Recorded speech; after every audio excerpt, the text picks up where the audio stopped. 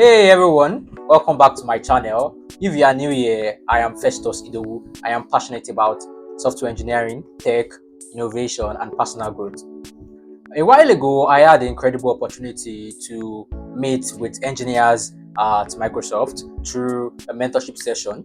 And today, I'll be sharing the valuable lessons I learned from there, from personal branding to networking, and tips that will make you stand out in tech. Yeah, let's get into it. If you are an aspiring engineer, a developer looking to level up, or just someone interested in success principles from industry leaders, yeah, then definitely you want to stick around. First thing I want to talk about is personal branding and standing out. One of the first and biggest lessons I learned was about personal branding. Donovan Brown, yeah, the man in the black shirt from Microsoft DevOps, said something that really stuck with me. He said, "Let not your brand be tied to a company. Let it be mobile." So, in tech, your reputation is everything. It's not just about where you work. It's more about like what you are known for. And he emphasized that you should be the first person that comes to mind when someone thinks about a particular area in tech. That means like, oh, yeah, I'm thinking about artificial intelligence, AI. Who is the first person that comes to mind? You should be the person if that is your field. And that means what you are tweeting and sharing insights about what you are learning. Let's say Power Platform, or you are learning about LLMs. That means you are writing, sharing insights about Power Platform or LLMs. You are blogging about it, you are creating content, you have a YouTube channel about Power Platform, you have a YouTube channel about LLMs, and then you are speaking at events, at meetups, at user groups about this. And then your online presence should reflect your work, such that when someone Googles your name, they should see what you have been up to. And from our discussion, it was mentioned that Microsoft literally hires people after seeing them contribute to their project or see them advocate for their product. Let's say you are blogging about Power Platform, you are writing about Power Platform, you are creating content on YouTube or TikTok or Instagram and the likes on social media about Power Platform. Definitely, Microsoft is kind of come after you and say, "Oh yeah, you're already doing this. Let's bring you in." Them contribute to the open source projects they use or that they have that they are working on as well. That's how powerful branding is. And again, Donovan mentioned that you have to be doing the job before you get the job. Yeah, let's say you want to become you're aspiring to get a software engineering role. That means you yourself must be a software engineer. Like you must have been doing the tasks that you'll be performing when you get the job before you get the job. Yeah, another thing is what the power of networking. Vivian, an engineering manager at Microsoft, shared out networking is not just about meeting people, but also about putting yourself out there. This means like engaging in communities, attending meetups, getting comfortable with speaking, tweeting about speaking, tweeting about the technologies you are using as well. Because the more visible you are, the more opportunities come your way. And she also stressed the importance of building relationships in tech. So you don't just watch code in isolation, you put your work where people can see it. And it's a big one because you just have to watch network. And another crucial thing is like, as I mentioned earlier, that she said Microsoft hires from its community. If they've seen that you've contributed, if they've seen you contribute to their open source project, if you've engaged with their engineers, you already have a foot in the door before you even apply, because they can say, oh yeah, this person knows how to code.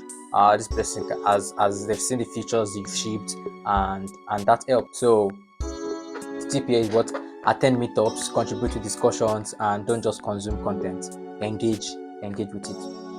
And another thing is what: mastering your craft, your personal growth and personal learning.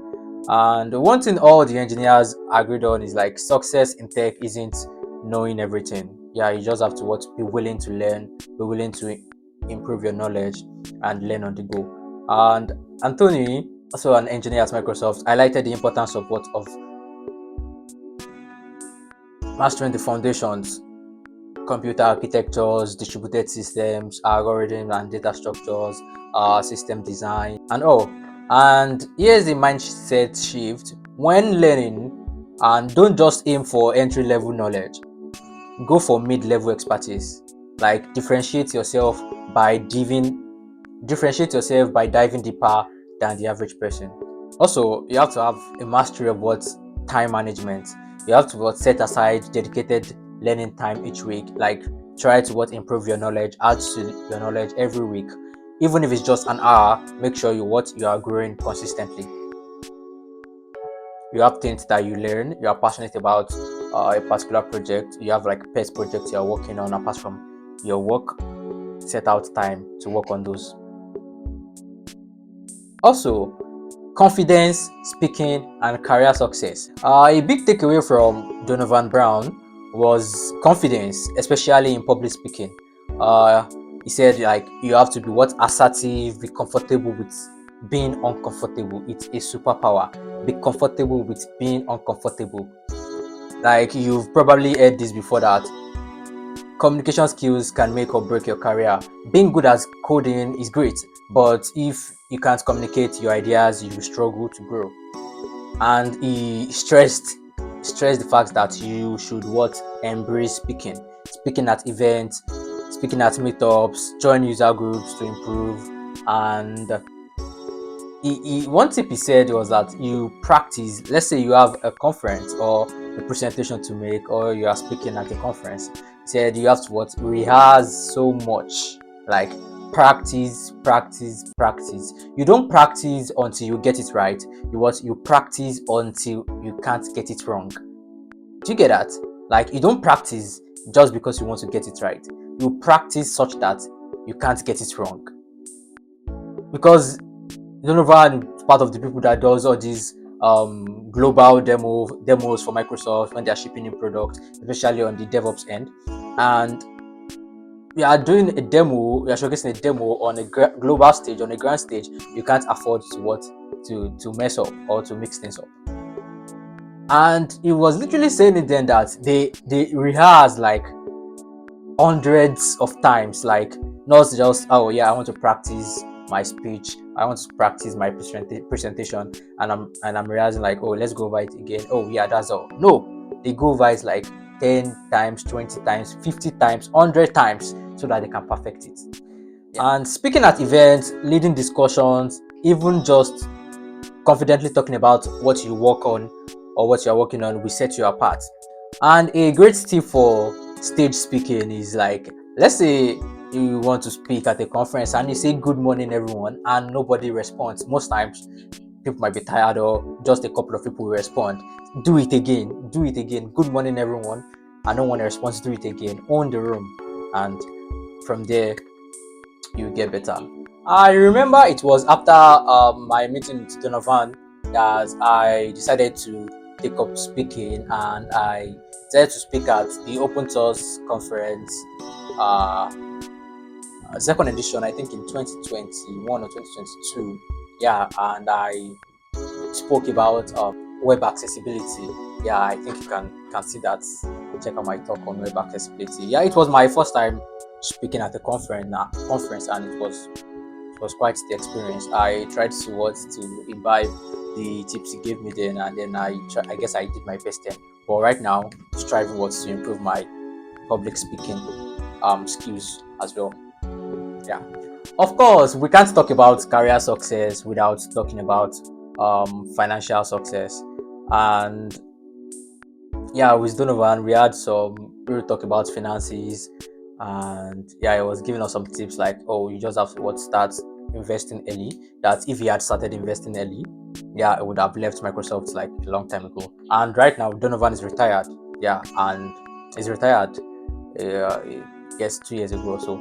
Yeah, and then talked about investing early, think about financial independence, not just earning, but growing your wealth. And success is not just about making money, it's about making money work for you. So you have the freedom to do whatever you love, whatever you want to do.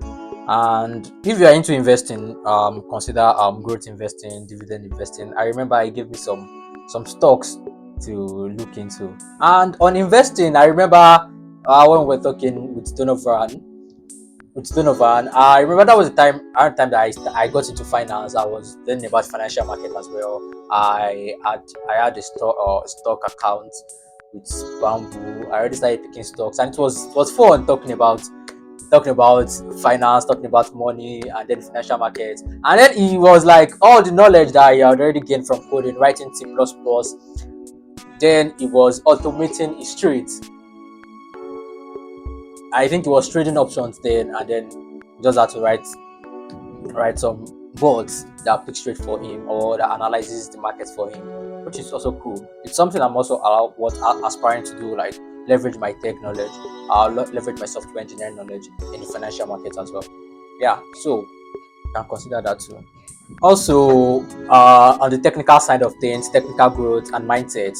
Of course, we can't talk about Microsoft engineers without diving into tech skills and a few areas that they stressed on was like your system design, because I remember telling the engineering manager that, oh, I have a background in electronic electrical engineering, and she had to tell me that, oh, you have to know how to what architect solutions, not just write code. Like, I'm competing with people with CS background, people that have done data structures and algorithms right from universities, that I have to give in more time to study these things, system design, data structures and algorithm. Yeah, and terms like, oh, concurrency, multi-threading, especially for high performance applications. Like, yeah, these are the things that I have to get grounded in. And for data structures and algorithms, it says it's not just for interviews alone, but also for what's real problem solving. She mentioned that the first 3 years of your career are very, very what's crucial. You either set yourself apart or blend into the crowd. And to set yourself apart is what you don't settle for just entry level knowledge. You dive deeper. You go for what mid-level expertise, mid-level knowledge in your learning journey. And lastly, success is a long game. Another major takeaway is Donovan asking me then that, what is my definition of success? So you have to have that in mind. What is your definition of success? Our definition of success is definitely different. Like, my definition of success is definitely going to be different from yours. And I remember Donovan telling me then that he wanted to get to partner level at Microsoft. So he was working towards that. He was doing his work, but he was working towards that. He kept on working, kept on working, kept on working. In the long run, he achieved partner level at Microsoft, even before he got to the year that he set that he should reach partner level.